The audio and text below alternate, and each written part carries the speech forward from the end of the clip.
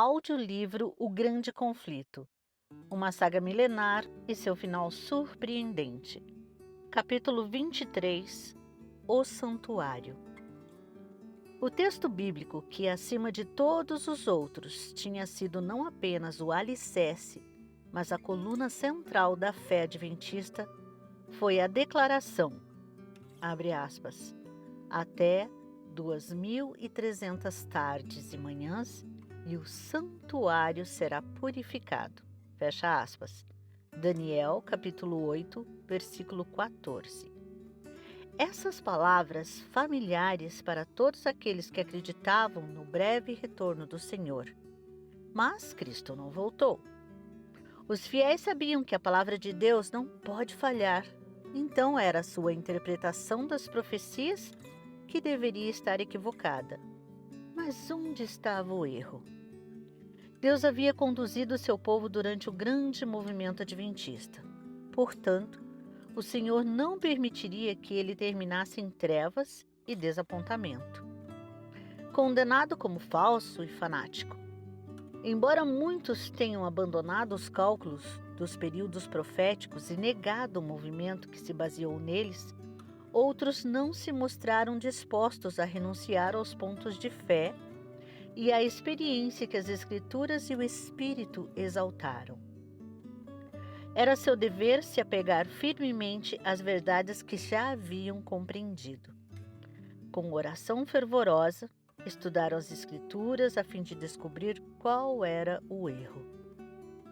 Como não conseguiram encontrar erro nos cálculos dos períodos proféticos, examinaram mais de perto o tema do santuário. Eles descobriram que não existe evidência bíblica para apoiar o ponto de vista popular de que a terra é o santuário. No entanto, encontraram uma explicação completa nas Escrituras sobre o santuário, sua natureza, sua localização e seus ritos. Abre aspas. Ora, a primeira aliança tinha regras para a adoração e também um santuário terreno. Foi levantado um tabernáculo, na parte da frente, chamada Lugar Santo. Estavam o candelabro, a mesa e os pães da presença. Por trás do segundo véu havia a parte chamada Lugar Santíssimo, onde se encontravam o altar de ouro para um incenso e a arca da aliança, totalmente revestida de ouro. Nessa arca estavam o vaso de ouro contendo o maná, a vara de Arão que floresceu e as tábuas da aliança. Acima da arca estavam os querubins da glória, que com sua sombra cobriam a tampa da arca. Fecha aspas. Hebreus, capítulo 9, do versículo 1 ao 5. O, entre aspas, santuário era o tabernáculo que Moisés havia construído por ordem de Deus como morada terrena do Altíssimo. Abre aspas. E farão um santuário para mim, e eu habitarei no meio deles. Fecha aspas. Êxodo, capítulo 25, versículo 8. Foi a instrução que Deus deu a Moisés. O tabernáculo era uma estrutura magnífica.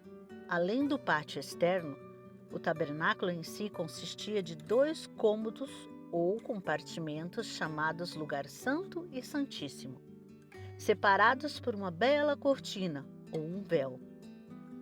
Um véu semelhante fechava a entrada do primeiro compartimento. Conforme o modelo. No lugar santo ficava um candelabro ao sul com 7 lâmpadas iluminando tanto de dia quanto de noite. No lado norte estava a mesa onde ficavam os pães da proposição. Em frente ao véu, separando o lugar santo do Santíssimo, havia um altar de incenso feito de ouro, do qual uma nuvem de fragrância, com as orações de Israel, acendia todos os dias diante de Deus.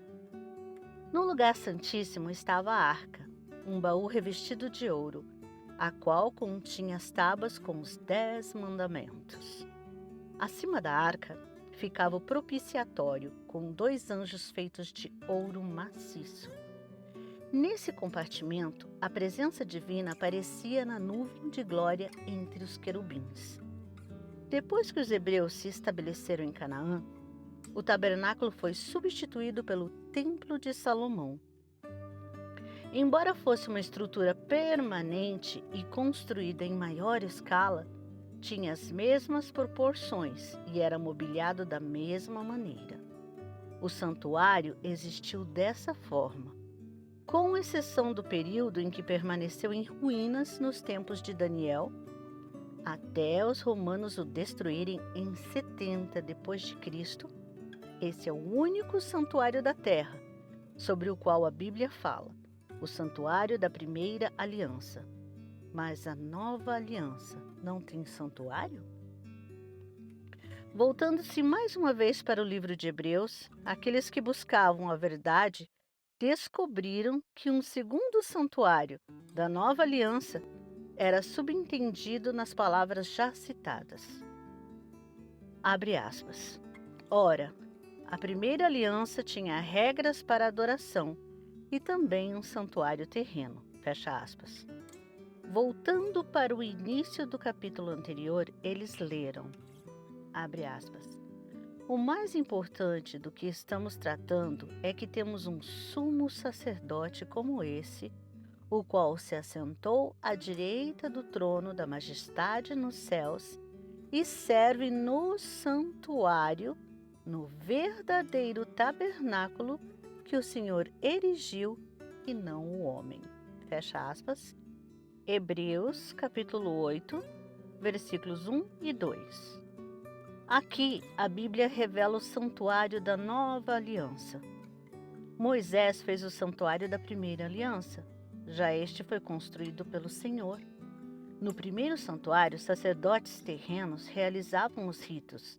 Neste, Cristo, nosso grande sumo sacerdote, ministra à destra de Deus. Um santuário ficava na terra, o outro está no céu. O tabernáculo construído por Moisés seguiu um modelo. O Senhor instruiu. Abre aspas. Façam tudo como eu lhe mostrar, conforme o modelo do tabernáculo e de cada utensílio. Fecha aspas.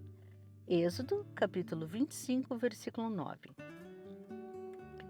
No versículo 40, abre aspas. Tenha o cuidado de fazê-lo segundo o modelo que lhe foi mostrado no monte. O primeiro tabernáculo era, abre aspas, uma ilustração para os nossos dias, indicando as ofertas e os sacrifícios oferecidos. Fecha aspas. Seus lugares santos eram, entre aspas, cópias das coisas que estão nos céus. Os sacerdotes serviam, abre aspas, num santuário que é cópia e sombra daquele que está nos céus. Fecha aspas. Abre aspas, Cristo não entrou em santuário feito por homens, uma simples representação do verdadeiro. Ele entrou nos céus para agora se apresentar diante de Deus em nosso favor. Fecha aspas. Hebreus capítulo 9, versículo 9, versículo 23, capítulo 8, versículo 5 e capítulo 9, versículo 24. O santuário celestial é o grande original. O santuário que Moisés construiu era cópia. O esplendor do tabernáculo terreno refletia as glórias do templo celestial, onde Cristo ministra em nosso favor perante o trono de Deus. O santuário terreno e seus serviços ensinavam verdades importantes, não apenas sobre o santuário celestial, mas também sobre a nossa redenção. Os dois compartimentos. Os compartimentos santos do santuário celestial são representados pelos dois compartimentos do santuário terrestre. João recebeu uma visão do templo de Deus no céu. Ali ele viu ardendo, entre aspas, diante do trono 7 tochas de fogo. Viu um anjo, abre aspas, que trazia um incensário de ouro. A ele foi dado muito incenso para oferecer com as orações de todos os santos sobre o altar de ouro diante do trono. Fecha aspas. Está em Apocalipse, capítulo 4, versículo 5, capítulo 8, versículo 3. Nessa visão, o profeta contemplou o primeiro compartimento do santuário celestial e enxergou ali, entre aspas, 7 tochas de fogo e o, entre aspas, altar de ouro, que o candelabro de ouro e o altar de incenso representavam no santuário terreno. Mais uma vez, entre aspas, foi aberto o santuário de Deus nos céus, e ele olhou dentro do véu no Santíssimo. Ali contemplou, entre aspas, a arca da sua aliança, representada pelo móvel que Moisés construiu e guardava a lei de Deus. Está em Apocalipse, capítulo 11, versículo 19. Os fiéis, ao estudarem o assunto, encontraram provas da existência de um santuário no céu. João declarou que tinha visto o santuário no céu. No templo celestial, dentro do lugar santíssimo, está a lei de Deus. A arca que guarda a lei é coberta pelo propiciatório, em frente ao qual Cristo suplica pelos pecadores, apresentando seu sangue em resgate. Essas coisas representam a união entre justiça e misericórdia. União esta que enche todo o céu de surpresa. Este é o mistério da misericórdia que os anjos gostariam de compreender. Que Deus pode ser justo ao mesmo tempo que justifica o pecador arrependido. O fato de Cristo ter se rebaixado para elevar um grande número de pessoas da ruína e revesti-las com o manto imaculado de sua justiça. Zacarias falou sobre a obra de Cristo como nosso intercessor. Abre aspas.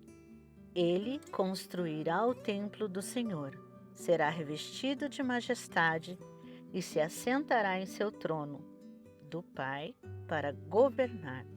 Ele será sacerdote no trono e haverá harmonia entre os dois. Fecha aspas. Zacarias, capítulo 6, versículo 13. Abre aspas. Ele construirá o templo do Senhor, fecha aspas, por meio de seu sacrifício e de sua mediação.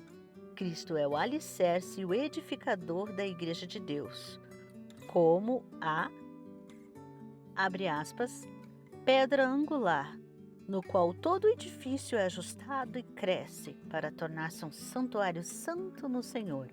Fecha aspas. Efésios capítulo 2, versículos 20 e 21. Entre aspas, será revestido de majestade. O cântico do salvo será, abre aspas, ele nos ama e nos libertou dos nossos pecados por meio do seu sangue. A ele sejam glória e poder para todo sempre. Fecha aspas. Apocalipse capítulo 1, versículos 5 e 6. Abre aspas. E se assentará em seu trono para governar. Ele será sacerdote no trono. Fecha aspas. O reino da glória ainda não chegou. Somente quando a obra do mediador de Cristo terminar, Deus lhe dará um reino que, entre aspas, jamais terá fim. Lucas, capítulo 1, versículo 33. Em seu papel de sacerdote, Cristo não se assentou com o Pai no trono. Diante do trono está aquele que, entre aspas, tomou sobre si as nossas enfermidades e sobre si levou as nossas doenças. Abre aspas. Como nós, passou por todo tipo de tentação, porém sem pecado. Fecha aspas. A fim de poder ser, abre aspas, capaz de socorrer aqueles que também estão sendo tentados. Fecha aspas. Isaías, capítulo 53, versículo 4. Hebreus, capítulo 4, versículo 15 e capítulo 2, versículo 18. As mãos feridas, o lado transpassado, os pés marcados rogam pela humanidade caída, cuja redenção Jesus comprou pagando um preço tão elevado. Abre aspas. E haverá harmonia entre os dois. O amor do Pai é a fonte da salvação para a raça perdida. Jesus disse aos discípulos: o próprio Pai os ama. João, capítulo 16, versículo 27. Deus, abre aspas, em Cristo estava reconciliando consigo o mundo. Fecha aspas. 2 Coríntios, capítulo 5, versículo 19. Abre aspas. Deus tanto amou o mundo que deu seu Filho unigênito. Fecha aspas. João, capítulo 3, versículo 16. O mistério é solucionado. O, entre aspas, verdadeiro tabernáculo no céu é o santuário da nova aliança. Quando Cristo morreu, o ritual simbólico do santuário terreno terminou.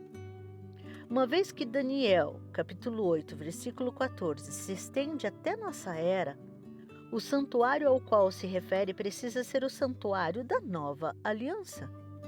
Por isso a profecia, abre aspas, até 2.300 tardes e manhãs e o santuário será purificado, fecha aspas, aponta para o santuário celestial. Então, o que seria essa purificação do santuário? Seria possível haver alguma coisa no céu que necessitasse ser purificada?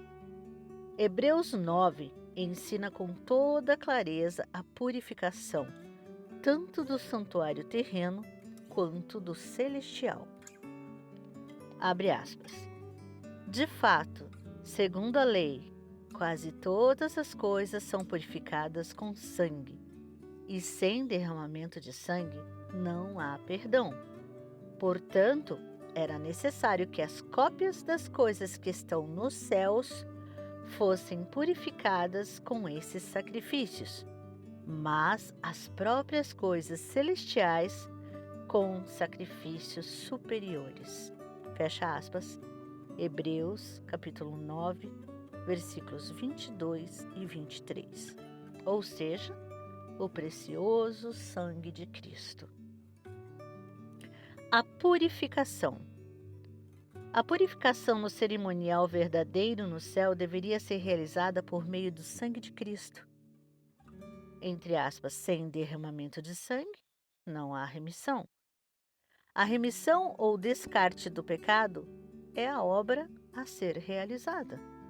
Como pode então haver pecado conectado ao santuário celestial? Podemos encontrar a resposta olhando para o cerimonial simbólico.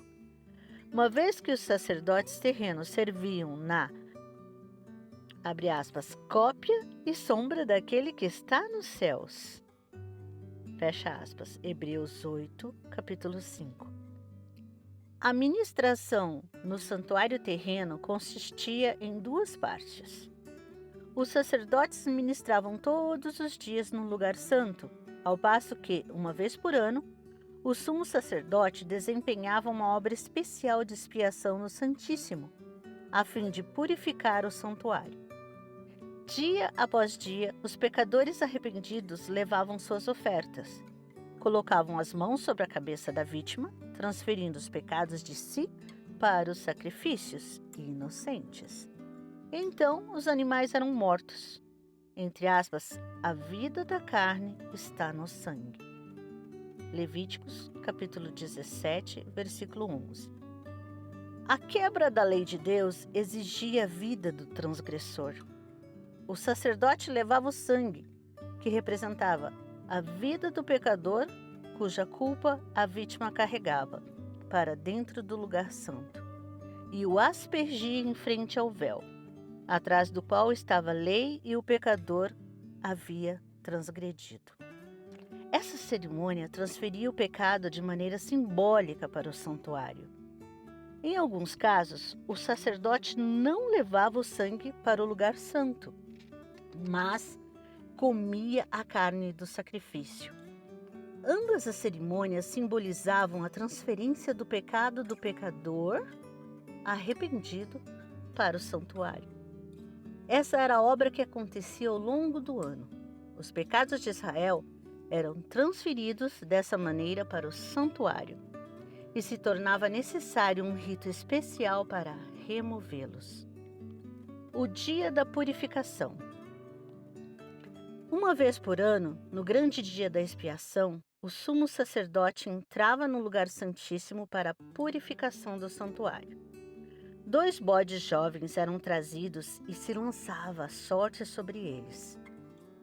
Abre aspas, uma para o Senhor e a outra para o bode emissário. Fecha aspas, Levíticos, capítulo 16, versículo 8.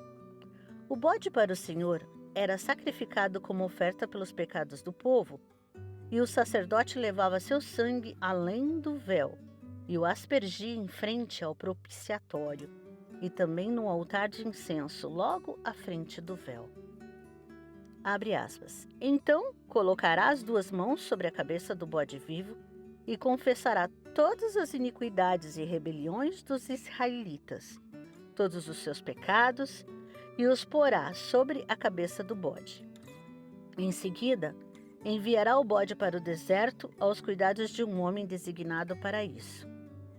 O bode levará consigo todas as iniquidades deles para um lugar solitário, e o homem soltará o bode no deserto. Fecha aspas. Levíticos, capítulo 16, versículos 21 e 22. O bode emissário nunca mais entraria no acampamento de Israel. A cerimônia tinha o propósito de impressionar os israelitas quanto à santidade de Deus e seu ódio ao pecado. Em vez disso, o pecado era transferido para o santuário. Ao oferecer o sangue, o pecador reconhecia a autoridade da lei, confessava seu pecado e expressava fé no Redentor por vir, mas ainda não estava completamente livre da condenação da lei. No dia da expiação, o sumo sacerdote pegava um sacrifício da congregação e entrava no lugar santíssimo. Ele aspergia o sangue dessa oferta no propiciatório, diretamente sobre a lei, a fim de satisfazer suas exigências. Como mediador, tomava os pecados sobre si e os levava para fora do santuário. Colocando as mãos sobre a cabeça do bode emissário, transferia simbolicamente todos esses pecados de si para o bode. Então o bode era levado embora e se considerava que os pecados haviam sido separados do povo para sempre. A realidade celestial. O que acontecia de maneira simbólica nos ritos do santuário terreno ocorre em realidade no santuário celestial. Após sua ascensão, nosso Salvador começou a obra de sumo sacerdote. Abre aspas. Cristo não entrou em santuário feito por homens, uma simples representação do verdadeiro. Ele entrou nos céus, para agora se apresentar diante de Deus em nosso favor. Fecha aspas, Hebreus capítulo 9, versículo 24. O cerimonial do sacerdote no primeiro compartimento, entre aspas, atrás do véu, que separava o lugar santo do pátio exterior, representa a obra que Cristo começou quando ascendeu. No serviço diário, o sacerdote apresenta perante Deus o sangue da oferta pelo pecado e também o incenso que subia com as orações de Israel, de maneira semelhante. Cristo apresentou seu sangue diante do Pai em súplica pelos pecados e lhe ofereceu as orações dos fiéis arrependidos com a fragrância de sua justiça. Esse foi o ministério do primeiro compartimento no santuário celestial. Pela fé, os discípulos de Cristo o seguiram até esse primeiro compartimento, quando ele ascendeu ao céu. Era nisso que suas esperanças se concentravam. Abre aspas.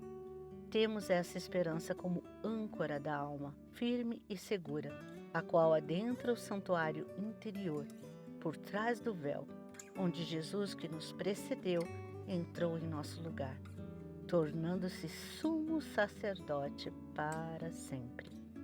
Fecha aspas. Abre aspas, pelo seu próprio sangue, ele entrou no Santo dos Santos de uma vez por todas e obteve eterna redenção. Fecha aspas. Hebreus, capítulo 6, versículos 19 e 20, capítulo 9, versículo 12. Por 18 séculos essa obra prosseguiu no primeiro compartimento do santuário. O sangue de Cristo obteve perdão e aceitação dos pecados arrependidos junto ao Pai, mas seus pecados continuavam registrados nos livros.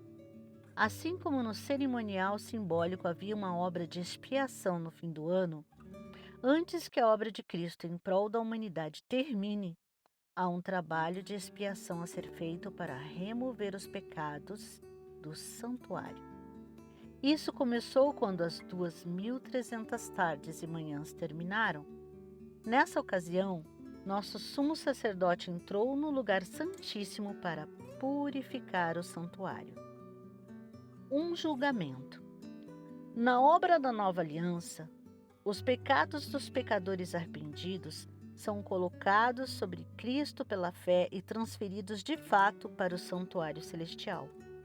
Assim como a purificação simbólica no santuário terreno era realizada por meio da remoção dos pecados que o poluíam, a purificação verdadeira no santuário celestial ocorre pela remoção ou pelo apagamento dos pecados registrados ali. No entanto, antes que isso aconteça, deve haver um exame dos livros de registro para determinar quem, por meio de arrependimento e fé em Cristo, tem direito aos benefícios de sua expiação. Logo, a purificação do santuário envolve uma obra de investigação, uma obra de juízo, antes da vinda de Cristo, pois quando ele vier, sua recompensa estará consigo, para dar a cada um segundo suas obras. Apocalipse, capítulo 22, versículo 12. Assim, aqueles que seguiram a luz da palavra profética viram que, em vez de vir à terra no fim das 2.300 tardes e manhãs, em 1844, Cristo entrou no lugar santíssimo do santuário celestial a fim de realizar a obra final de expiação, em preparo para a sua vinda. Quando Cristo, pelo poder de seu sangue, remover os pecados de seu povo do santuário celestial, no término de sua ministração, ele os colocará entre Satanás, que suportará a pena final. O bode emissário era mandado para uma terra desabitada, a fim de que nunca mais voltasse à congregação de Israel. Da mesma forma, Satanás será banido para sempre da presença de Deus e de seu povo. Sua existência será apagada na destruição final, tanto do pecado quanto dos pecadores.